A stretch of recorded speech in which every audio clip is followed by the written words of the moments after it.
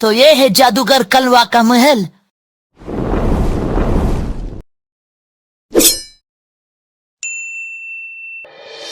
ये बात आज से हजारों साल पहले की है, जब एक महापुरी नाम का राज्य था और वहाँ उजड़ा चमन नामक राजा राज करता था। उसके राज्य में उसकी प्रजा बहुत खुशहाल थी। राजा उजड़ा चमन की एक बेटी भी थी, बसंती, पर न जाने किसकी नजर लग गई इस खुशहाल राज्य पर। एक दिन जादूगर कलवा का दूत महाराज से मिलने आता है। जादूगर कलवा को मुझसे क्या काम है? सुना है वो बहुत दुष्ट है। तभी वो दूत कहता है कि जादूगर कलवा आपकी बेटी बसंती से शादी करना चाहते हैं। ये बात सुनकर महाराज गुस्सा हो जाते हैं। मैं अपनी बेटी की शादी उस क्रूर घमंडी से कभी नहीं होने दूंगा। तभी वहाँ जादूगर कलवा प्रकट होता है। उसे देखते ही महाराज उसे पकड़ने का आदेश देते हैं। पकड़ो इसे।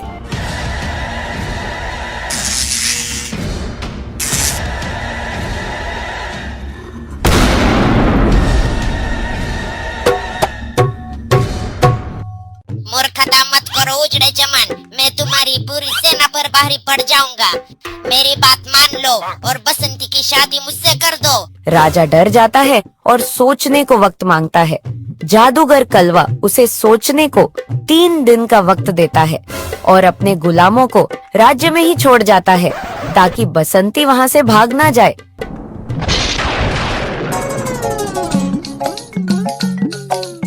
पूरी प्रजा राजा के लिए और राजकुमारी बसंती के लिए चिंतित थी। उसी शाम गब्बर नाम का एक बहादुर लड़का उस राज्य में आता है। पता नहीं सब इतनी चिंता में क्यों है। छोड़ो, पहले खाना खाता हूँ, भूख लगी है। अरे वाह, क्या खाना है। तभी वहाँ जादूगर कलवा के गुलाम आ जाते हैं और गब्बर को खड़े होने को कहते हैं। देखो, मुझे भूख लगी है, पहले खाना खा लूं, फिर तुमसे बात करूंगा। वो सिपाही कहते हैं यहाँ पर विदेशियों का आना मना है और गब्बर को पकड़ने की कोशिश करते हैं। सुअर के बच्चों, अब तुम्हारी खैर नहीं।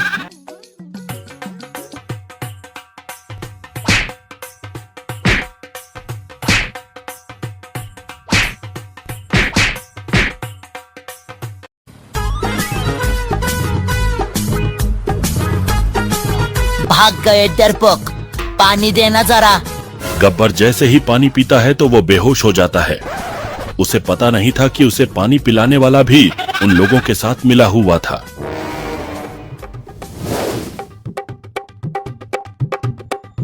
अगले दिन जब गब्बर को होश आता है तो वो अपने आप को जेल में पाता है।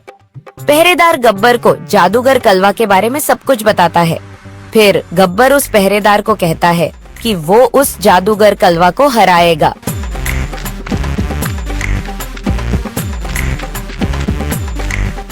जैसे ही पहरेदार ने गब्बर की बात सुनी, वो दौड़कर महाराज के पास चला जाता है और उन्हें सारी बातें बता देता है। महाराज तुरंत गब्बर को बुलाते हैं। मैंने सुना है तुम उस जादूगर कलवा से लड़ना चाहते हो। मैं उस जादूगर कलवा से लड़ूंगा, लेकिन मेरी एक शर्त है।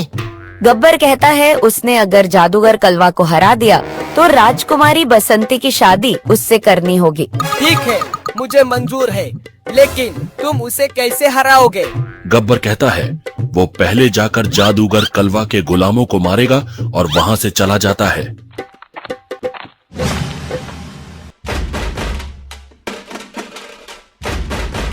सुअर के बच्चों, अब तुम्हारी खैर नहीं। आ जाओ, मेरा सामना करो।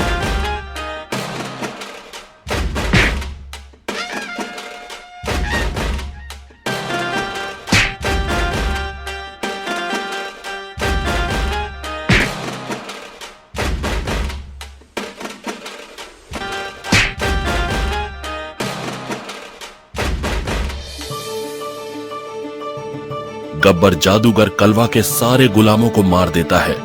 गब्बर से खुश होकर महाराज उसकी और बसंती की शादी तय करते हैं, पर तभी वहाँ जादूगर कलवा आ जाता है।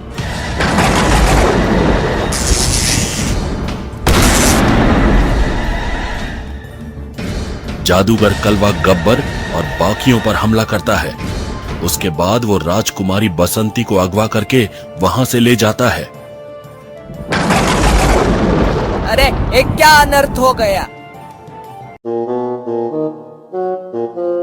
गब्बर को होश में लाया जाता है। वो महाराज से वादा करता है कि वो राजकुमारी को जादूगर कलवा के चंगुल से छुड़ाएगा और वापस ले आएगा।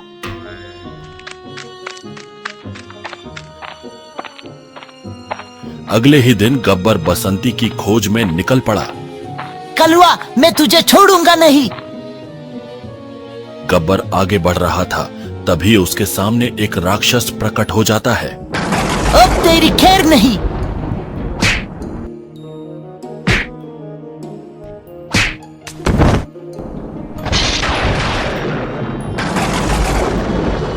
बहुत अच्छे बेटा, तुमने वो कर दिखाया जो कोई नहीं कर पाया। वो साधु गब्बर को बताता है कि उसे जादूगर कलवा ने अपनी शक्तियों से राक्षस बनाया था।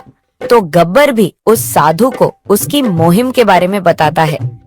जादूगर कलवा को मारने के लिए पहले राक्षस महासुर को मारना पड़ेगा और उसे मारना लगभग नामुमकिन है। वो कैसे? जो भी राक्षस महासुर की आंखों में देखता है वो पत्थर का बन जाता है। उसे हराने का कोई तो उपाय होगा। उसे हराने के लिए तुम्हें चमत्कारी तलवार की जरूरत पड़ेगी। उसी तलवार से तुम राक्षस महासुर और जादूगर कलवा को मार पाओगे। वो तलवार मुझे कहाँ मिलेगी? वो तलवार अप्सरा रिया के पास है। तुम सीधे चले जाओ, रिया तुम्हें ढूंढ लेगी। अगर तुम उस तलवार के लायक हो तो तुम्हें वो तलवार मिल जाएगी।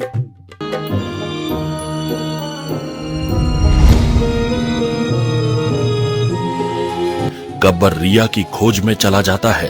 कुछ देर बाद उस पर एक राक्षस हमला करता है, जो अपने मुंह से आग फेंकता था। गब्बर बड़ी ही चालाकी से उसे भी मारता है।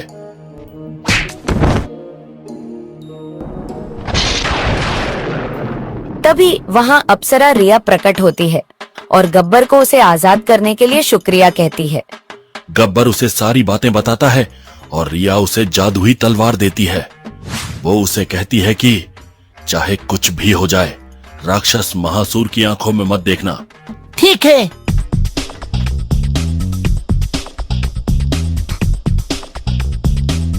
राक्षस महासुर को मारने गब्बर वहां से चला जाता है और वो जल्द ही उसके ठिकाने पर पहुंच जाता है, जहां राक्षस महासुर रहता है। उस जगह बहुत सारी पत्थर की मूर्तियाँ थी। ये मूर्तियाँ भी पहले कभी इंसान हुआ करती थी। राक्षस महासुर ने इन्हें पत्थर का बना दिया था। बाप रे, ये क्या है?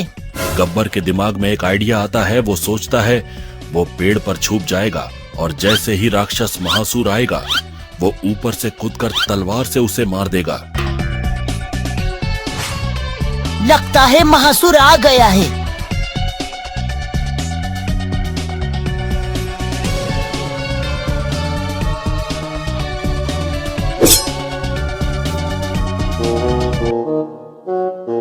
नहीं, ये नहीं हो सकता। क्या हुआ आका? किसी ने महासुर को मार डाला। अब मैं अमर नहीं रहा। क्या? हाँ, पर ऐसा कौन कर सकता है? मैं अभी जा रहा हूँ देखने कि किसने महासुर को मारा। वो कलवा यहाँ आता ही होगा। जैसे ही वो यहाँ आएगा, मैं इस तलवार से उसे मार दूंगा। किसकी इतनी हिम्मत हुई जो मुझसे पंगा लेने चला है? तुम्हें पता है मैं कौन हूँ? मैं हूँ। पागल है क्या? डायलॉग तो पूरा करने दे। अब तेरी खैर नहीं। जादूगर कलवा वहाँ से भाग जाता है। गब्बर उसका पीछा करता है। वो जानबूझकर गब्बर को अपने पीछे आने देता है ताकि वो गब्बर को अपने जाल में फंसाकर मार डाले।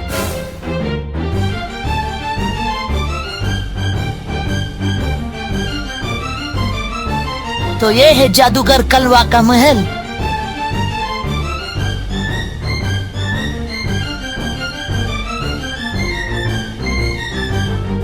गब्बर जैसे ही अंदर जाता है तो उसे दिखता है कि बसंती वहां कैद है और जादूगर कलवा भी वहां है। अब तुम्हारी खैर नहीं। कलवा गब्बर पर हमला करता है, पर जादुई तलवार उसे बचा लेती है।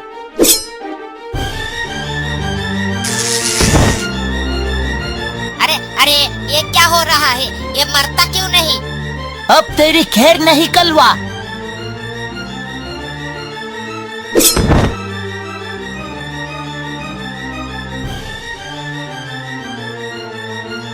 गब्बर जादूगर कलवा को मार देता है और राजकुमारी बसंती को बचाता है।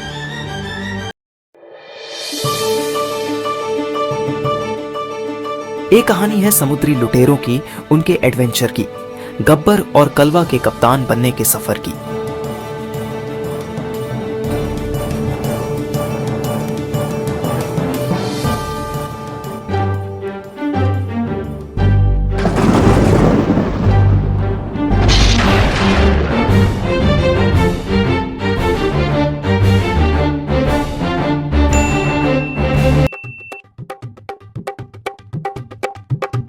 एक दिन जहाज के कप्तान महाबली गब्बर और कलवा से कहते हैं कि उनके बाद तुम दोनों में से ही कोई कप्तान बनेगा।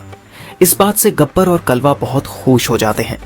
कप्तान महाबली गब्बर और कलवा से कहते हैं कि तुम दोनों में से जो भी सबसे बड़ा समुद्री लुटेरा बनेगा वही कप्तान बनेगा। कप्तान, मुझे बनाइए नया कप्तान। नहीं कप्तान, मुझे बनाइए नया कप्तान।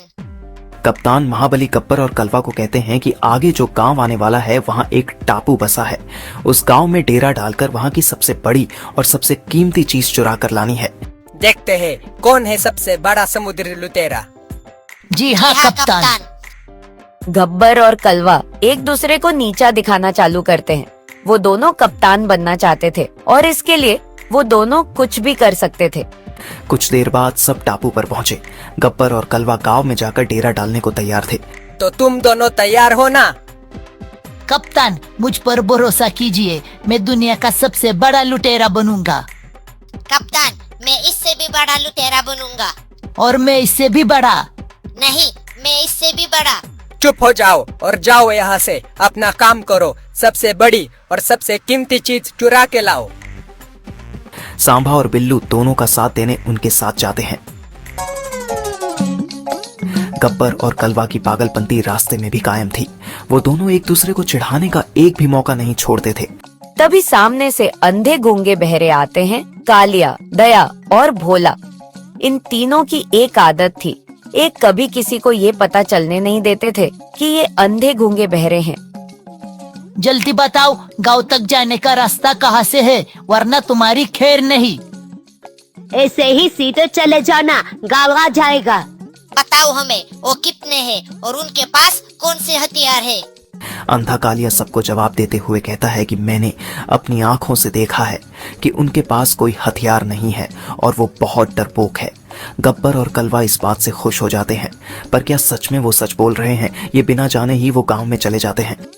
अरे वाह, किसी को पता नहीं चला कि हम अंधे गूंगे बहरे हैं।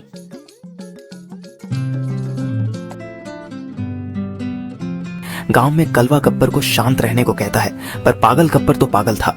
तूफानी गब्बर आ गया, समुद्री लुटेरा, सबसे बड़ा समुद्री लुटेरा। ये गब्बर पागल है क्या? कौन है जो समुद्री लुटेरा गब्बर से भिड़ना चाहता है?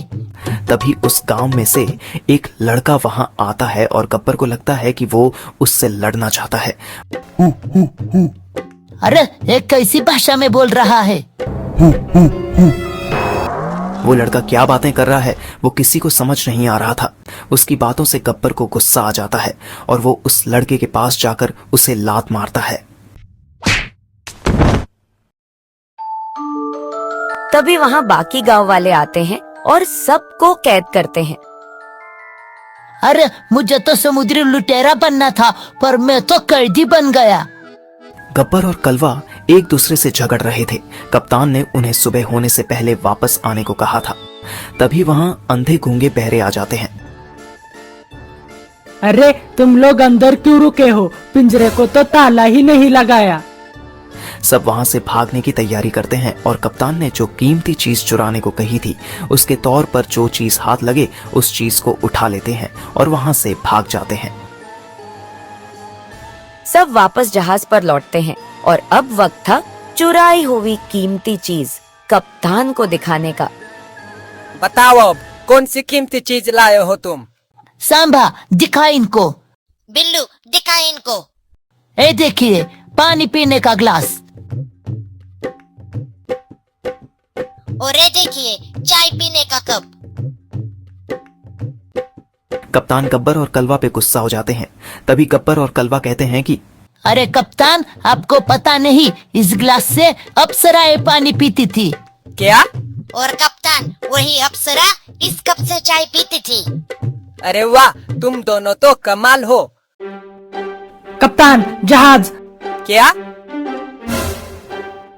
तभी वहां एक अनोखा और डरावना जहाज आता है, जिस जहाज को देखकर कप्तान महाबली भी डर जाते हैं। सब उस जहाज को घूर रहे थे।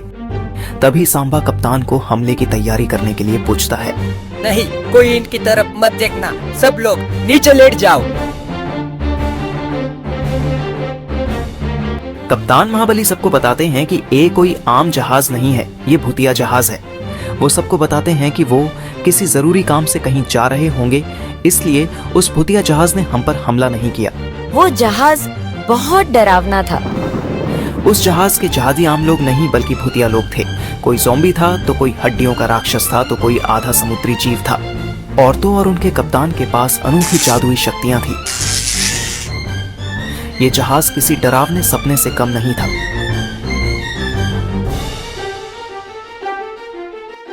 अगर भूतिया जहाज वाले चाहते तो कप्तान महाबली के जहाज को तुरंत डुबा सकते थे, पर आज उनकी किस्मत ने सभी जहाजियों का साथ दिया। जहाज के जाने के बाद सब खड़े हो जाते हैं। अरे वाह, शुक्र है हम बच गए। सब डरे हुए थे। किसी को नहीं पता था कि फिर कब इस भूतिया जहाज से दोबारा सामना होगा, और सामना हुआ तो उनका क्या होगा। 2 दिन बाद भी जहाज पर भूतिया जहाज का डर बरकरार था, और सबसे ज्यादा डरे हुए थे कप्तान महाबली। भगाओ भगाओ, तेजी से जहाज को भगाओ। कप्तान महाबली जहाज को भगाने के चक्कर में दिशा खो चुके थे, और जहाज पर सिर्फ 1 दिन का खाना पानी बचा था। धीरे धीरे सारा खाना पानी खत्म हो गया। सब जहाजी किसी टापू की खोज में थे ताकि वो खाना ढूंढ पाए। कप्तान, सामने बहुत छोटा टापू है और उस पर 3 लोग भी हैं। क्या? हाँ। कप्तान जहाज को टापू पर ले जाने का आदेश देते हैं। जहाजी टापू पर जाते हैं और उन्हें वहां वही अंधे गूंगे बहरे मिलते हैं। किसी को पता नहीं चल रहा था कि वो तीनों वहां उस टापू पर कैसे आए। ये तो वही अंधे गूंगे बहरे हैं। नहीं नहीं, इन्हें कैसे पता हम अंधे गूंगे बहरे हैं? कौन है गद्दार, कौन? सब जबरदस्ती दया भोला और कालिया का खाना खाते हैं। खाना खाने के बाद गब्बर को लगता है कि अब तक भूतिया जहाज वाले वहां से चले गए होंगे, अब वापस जाना चाहिए, पर कप्तान महाबली इस बात को हाँ नहीं भरते। कालिया गुस्से में होता है क्योंकि उन लोगों ने उसका खाना जो खा लिया था वो उन लोगों को सबक सिखाना चाहता था। वो सबसे कहता है कि मेरे पास एक जादुई मंत्र है जिससे मैं उन भूतिया जहाज वालों को मार दूंगा। क्या? सब भूतिया जहाज जिस टापू पर गया है वहां जाने का फैसला करते हैं। कप्तान महाबली को भी लगता है कि उन्हें नया जहाज मिल जाएगा, उनके पास 2-2 जहाज हो जाएंगे। सब उस टापू पर जाने के लिए सफर चालू करते हैं। जल्दी सब टापू पर पहुंच जाते हैं। सब उसी गांव में जाते हैं जहां गब्बर और कलवा पहले गए थे। जब सब वहां जाते हैं तो वहां का माहौल बहुत खतरनाक था। सबको वहां एक आदमी दिखता है जो वहां छुपा हुआ था। सब उससे पूछते हैं कि यहाँ क्या हुआ था। बताओ अब, यहाँ क्या हुआ था? यहाँ भूतिया जहाज वाले आए थे। उन्होंने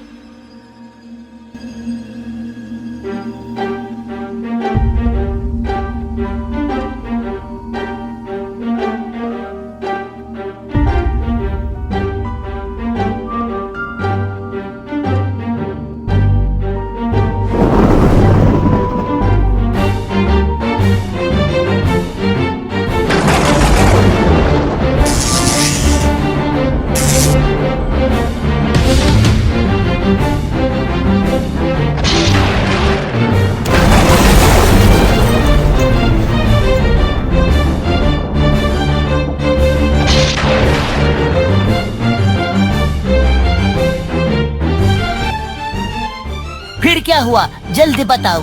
फिर यहाँ के लोग भी उन भूतिया जहाज वालों जैसे बन गए। क्या? हाँ,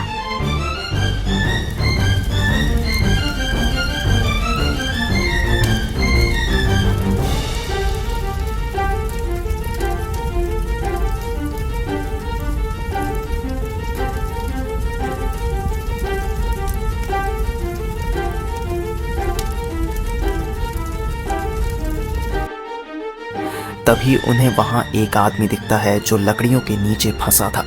उस अनजान आदमी के रोकने पर भी सब उसे वहां से निकालते हैं।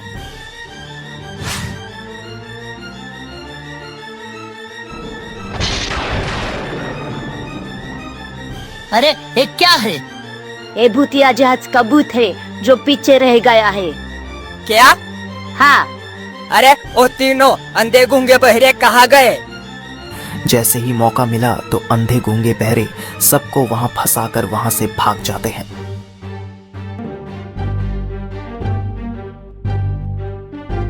भागो सब।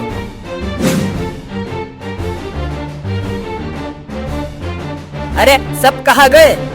वो तो आपके भागो कहने से पहले ही भाग गए। क्या?